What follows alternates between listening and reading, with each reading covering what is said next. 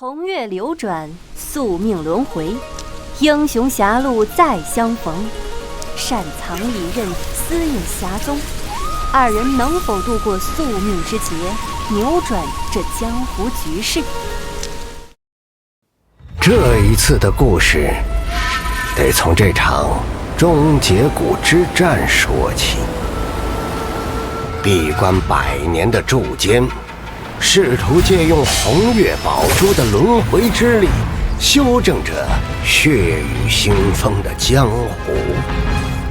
第一回，未辨情形，措手不及。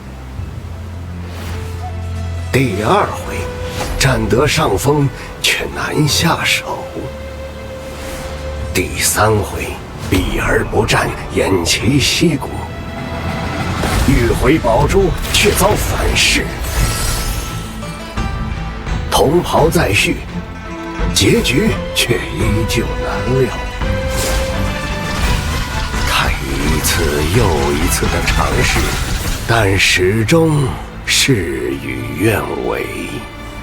他不理解，为何千百次的重复都无法更改这结局。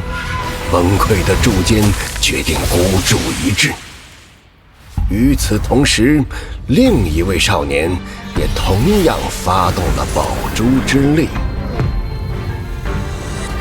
不同时空的信念交织，将筑坚推向新的循环起点。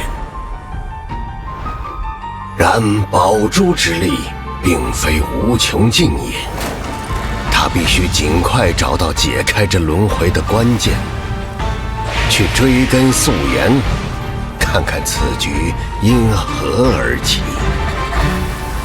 往后这数十载，筑坚未再借助宝珠的力量，他像是游医一般，观测着江湖的脉络。他要亲眼看到结局，然后找到其中的症结所在。他曾截杀那5名刺客，却挡不住天意如潮；也曾循着一鳞半爪，步步逼近真相。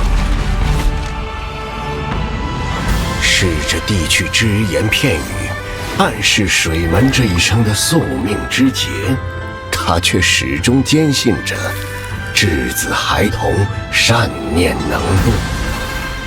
然则天命如何，分流千里，终归同海。一劫错过，百劫相随。原来一念之人，便注定后患千重。他总想着渡人，却忘了自己才是掌州者，局中之人最难落子。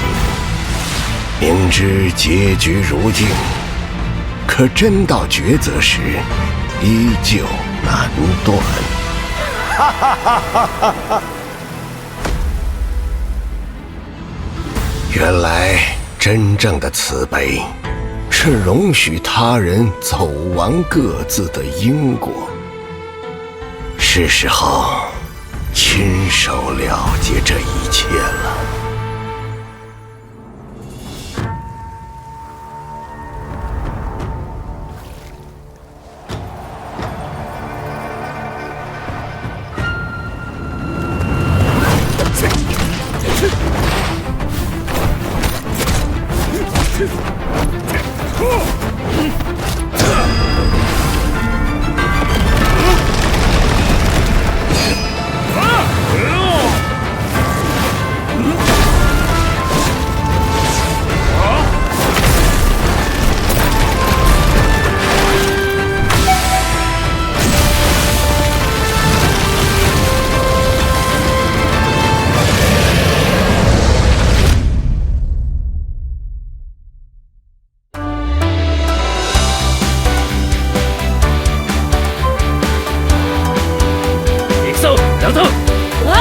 戦闘開始。